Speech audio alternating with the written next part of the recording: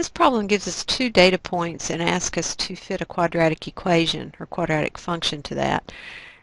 And this could be done with software using the regression feature, but in this chapter we're dealing with systems of equations, and this is a system of equations problem because we have three data points, and we know that all three of those data points have to fit the general quadratic y equals ax squared plus bx plus c, and we need to know what the a, the b, and the c are so that we have a quadratic function.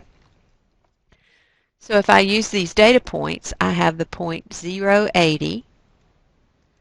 So I'll fill in 80 for the y, and I don't know a, but the x is 0, both places here. And so when I do the arithmetic, that term goes away, that term goes away, and that tells me that the c for this quadratic function is 80.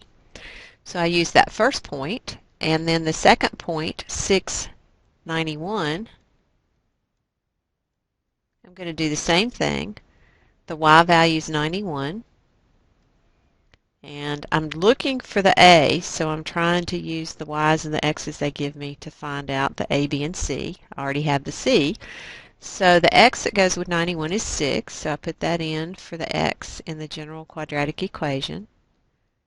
And b times x, so b times 6. And I already found out that c is 80. So I can just go ahead and substitute that in. And when I solve this, I'm going to end up subtracting 80 from both sides. So let me go ahead and do that and get an 11 here, and 36a plus 6b. So there's an equation with two variables, and I know if I've got two variables, it's going to take two equations to solve it. Fortunately, I still have one more point up here I haven't used, 15, 85. So the y value is 85,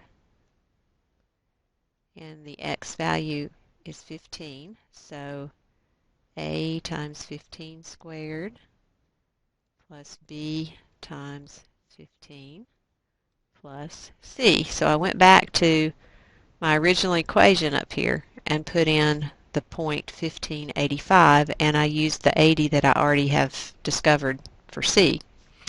So again,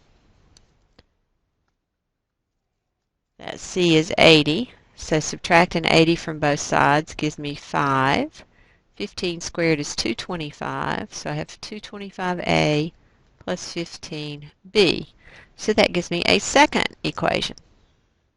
So then I'm going to take those two equations and solve them simultaneously and find out what a and b are.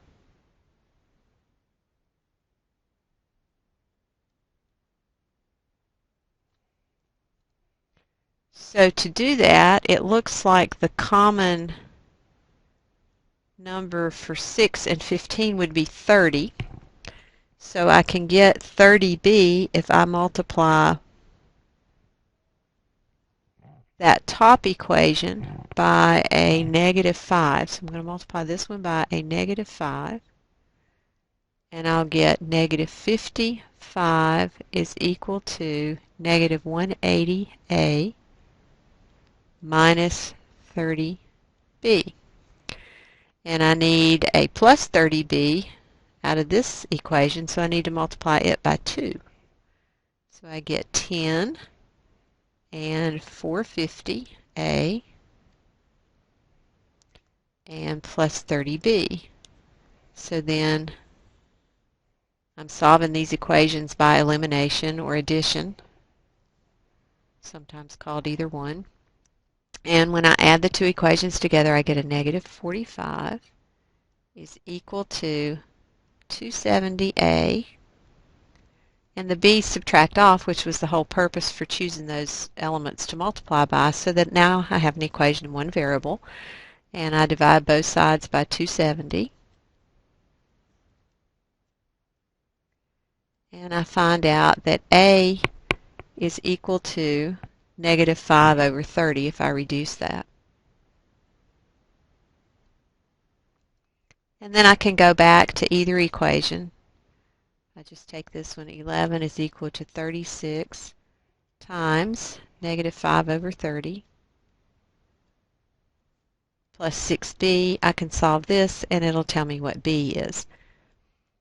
And I can reduce by 6. 6 times 6 is 36. 6 times 5. So that's going to be a negative 6. And when I add it to both sides, that'll be 11 plus 6.